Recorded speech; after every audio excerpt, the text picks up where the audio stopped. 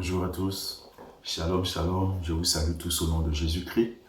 C'est avec un grand plaisir que je vous retrouve ce matin pour échanger avec vous. Nous sommes à un tournant important de la vie de notre communauté.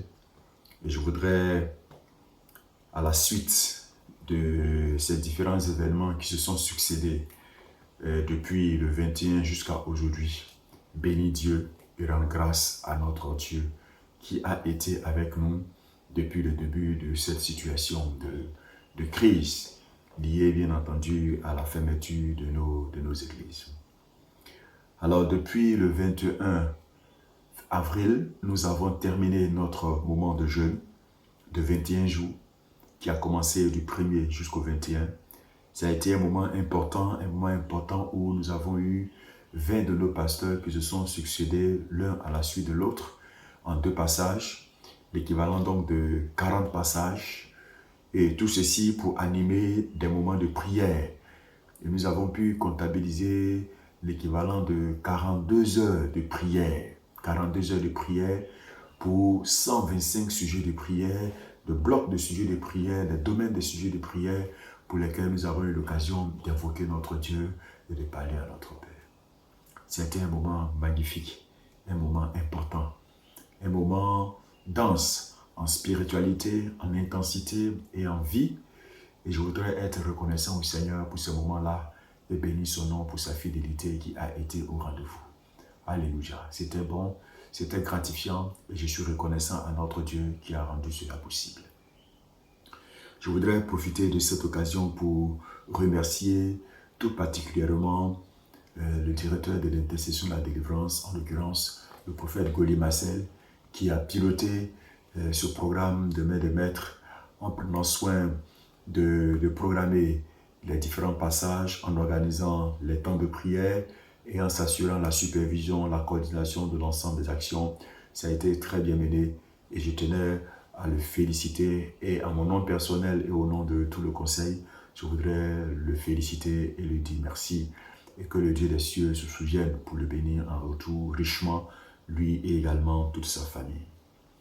Je voudrais apporter une palme spéciale à la cellule communication et à toute l'équipe composée de Bodo Herman, composée de Mardoché, composée de Blanchard, composé de la responsable, la conseillère Daniel, composé également de Marc Aurel, composé de Gertrude, de Joseph, et tout cela ont été des appuis inestimables.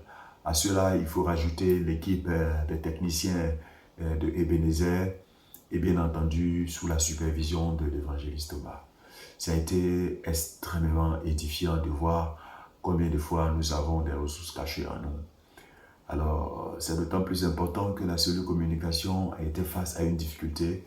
Il fallait relever le défi de la communication, le défi de l'utilisation des médias au niveau de la mission. Comme vous le savez, jusque-là, c'était une de nos insuffisances.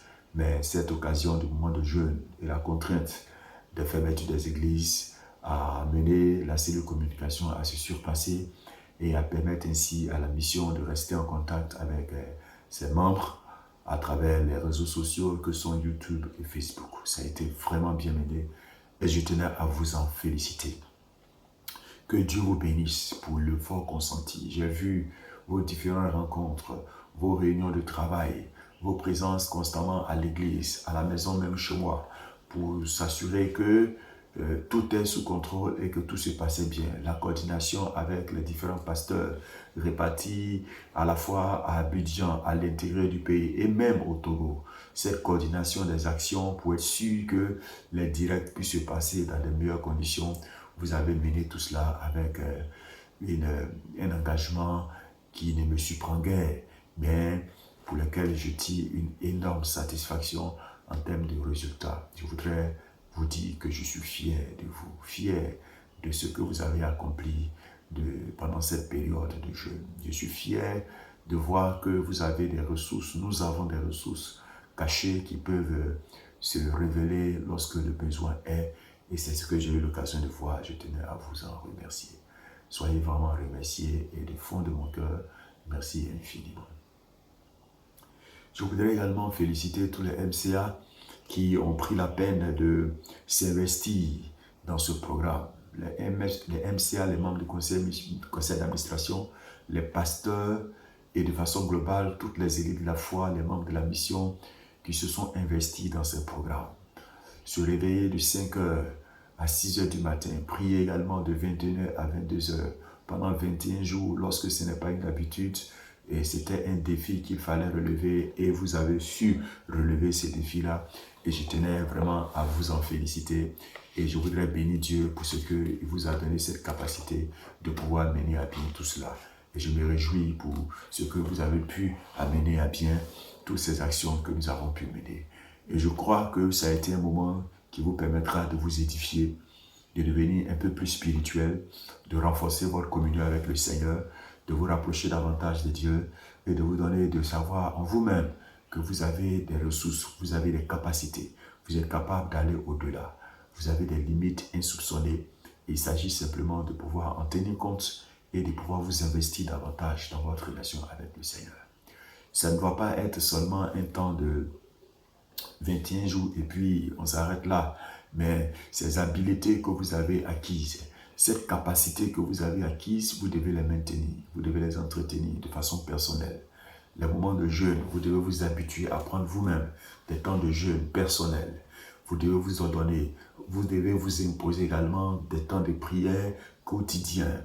Vous choisissez l'heure, que ce soit à 5 heures du matin, à 4 heures, ou à 6 heures, ou à 7 heures, ou même à midi, ou même le soir.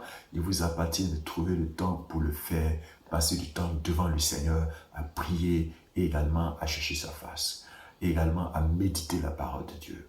Ce sont là des aspects qu'il faut intégrer. Ce sont des habiletés, des attitudes, et donc des capacités qu'il faut entretenir pour que votre relation avec le Seigneur soit renforcée et que cette période de fermeture, de restriction, de fête puisse vous contribuer à vous permettre de vous développer et de faciliter votre maturation spirituelle.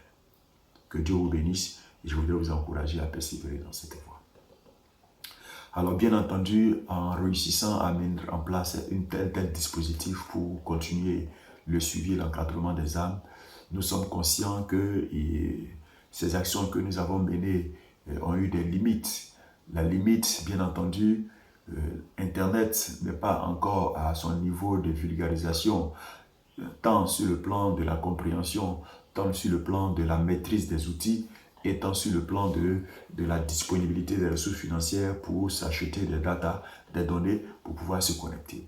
Et cela impose donc aujourd'hui que nous réfléchissions à d'autres modes, d'autres mécanismes pour nous assurer que tous nos membres répartis sur le territoire ivoirien et même à l'étranger aient la possibilité de suivre tout ce que nous mettons à la disposition des uns des autres à travers les plateformes sur Internet.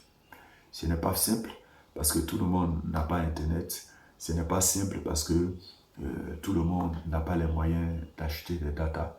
Ça peut paraître rien du tout, mais ça peut être une difficulté auquel certains peuvent être confrontés. C'est ce qui peut expliquer que pendant cette période, les connexions, les suivis n'étaient pas à leur maximum.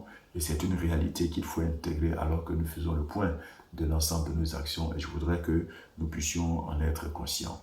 Il s'agira donc de mettre en place d'autres dispositions et de sorte à pouvoir contourner ces difficultés-là et de faire en sorte que les ressources spirituelles que nous mettons à la disposition des uns des autres puissent être accessibles par le maximum. Et c'est un défi auquel nous serons confrontés et il nous appartiendra donc de pouvoir le relever. Alors, une fois terminé ces 21 jours de jeûne, on peut se demander alors qu'est-ce qu'il reste à faire. Et bien entendu, nous avons achevé un premier défi, 21 jours de jeûne, c'était un défi, mais surtout mener 42 heures de prière, maintenez-vous tous en haleine. Pendant ces moments-là, c'était un véritable défi, nous avons pu le relever. Il s'agira donc de pouvoir trouver de nouveaux défis et c'est ce pourquoi nous sommes en prière. Nous sommes en prière et nous sommes en train de demander au Seigneur de nous aider de sorte à faire en sorte que nous puissions trouver d'autres moyens, d'autres méthodes pour nous maintenir, pour nous entretenir, pour fortifier notre foi. Et nous sommes en train de travailler là-dessus, de prier. Et nous pensons que d'ici la fin de la semaine, en début de semaine, nous devons pouvoir vous communiquer à nouveau d'autres nouvelles orientations en matière d'action pour entretenir votre foi et nous aider à nous attacher davantage au Seigneur. Alors, je voudrais avancer allègrement vers la fin de cette séquence vidéo et je voudrais, avant de terminer, remercier tous les membres du conseil d'administration pour la confiance dans ces différentes actions que nous avons pu mener. Et je voudrais également bénir le Seigneur pour les pasteurs, pour le travail de suite qu'ils continuent d'assumer auprès des membres de troupeau. Et je voudrais vous prier de continuer ce travail d'assistance. C'est vrai que les visites ont été limitées, mais les visites se ramènent juste au strict, on va dire au minimum, à ce qui est vraiment indispensable et nécessaire. Et on va plus focaliser sur les appels téléphoniques, assurer le contact, maintenir le contact et entretenir le peuple de Dieu à travers les contacts téléphoniques. Je voudrais donc vous encourager à pouvoir vous investir dans cette partie de notre travail là. Alors, pour terminer, je voudrais vous remercier, l'ensemble d'entre vous, pour tout le temps que vous consentez à consacrer et à sacrifier pour entretenir la mission, pour la faire avancer. Je me réjouis pour tout ce que nous avons pu passer ensemble. Le chemin est encore long. C'est une victoire que nous avons obtenue à travers ce défi que nous avons relevé, mais le chemin est encore long. Et je sais que je peux compter sur vous tous, élite de la foi. Je peux compter sur vous tous, pasteurs. Je peux compter sur vous tous, membres du conseil d'administration. Et je sais également que je peux compter sur les membres fondateurs pour que cette œuvre puisse avancer. Bien entendu, n'oubliez pas que cette situation n'est pas une fin en soi. Il ne s'agit pas pour nous de nous asseoir et d'attendre que la situation passe pour que nous puissions reprendre là où nous l'avons laissé. Non, il s'agit de continuer à travailler, mais sous un autre aspect. Et c'est la raison pour laquelle nous allons avancer, mener nos actions normalement, continuer de préparer nos actions de sorte que lorsque la situation sera normalisée, nous puissions accélérer la cadence et permettre ainsi de pouvoir optimiser sur le temps qui nous reste à faire. Souvenez-vous, nos actions commencent cette année, mais la situation actuelle nous privera de certains mois d'activité. Il s'agira pour nous d'accélérer et d'aller plus vite, et c'est ce que nous allons nous atteler à faire. Merci encore de m'avoir suivi. Que le Dieu des cieux vous bénisse, que sa main soit avec vous et que ses bontés se renouvellent et se multiplient à votre endroit et à l'égard de toutes vos familles. Je bénis votre journée qui commence et que la main de notre Dieu soit votre abri. Demeurez sous l'abri du Très-Haut. Que Dieu vous bénisse. Merci.